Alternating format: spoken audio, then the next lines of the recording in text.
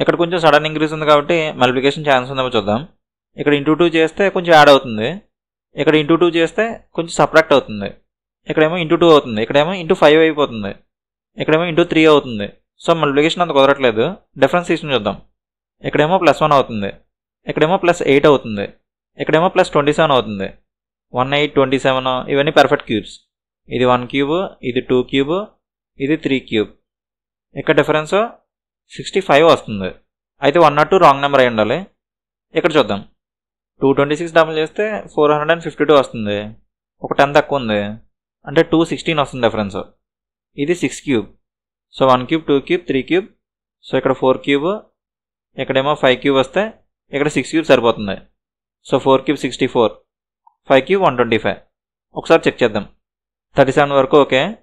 37 + 64 1 10 101 వస్తుంది.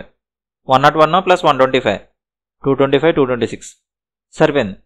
ఇక్కడ 102 ప్లేస్లో 101 వస్తే కరెక్ట్గా సరిపోతుంది. సో 102 రాంగ్ నెంబర్ ఏలో ఉంది. ఈ క్వశ్చన్ మనం ఇంకోలా కూడా సాల్వ్ చేయొచ్చు. 10ని 3² + 1 అని రాసుకోవచ్చు. 37ని 6² + 1 అని రాసుకోవచ్చు. 226ని 15² + 1 అని రాసుకోవచ్చు. 442ని 21² + 1 అని రాసుకోవచ్చు. 2ని 1² + 1 అని రాసుకోవచ్చు. 1ని 0² + 1 అని రాసుకోవచ్చు. 102 ఒకటే 10² + 2 అవుతుంది. ఇక్కడ నెంబర్స్ చూడండి.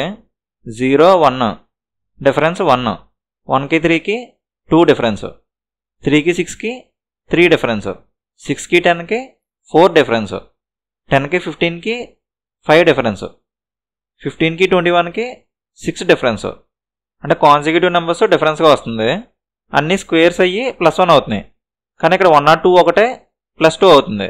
సో ఇక్కడ కూడా మనం +1 తీసుకుంటే 10² + 1 100 + 1 101 వస్తుంది. సో ఇక్కడ మనకు రాంగ్ నెంబర్ 102.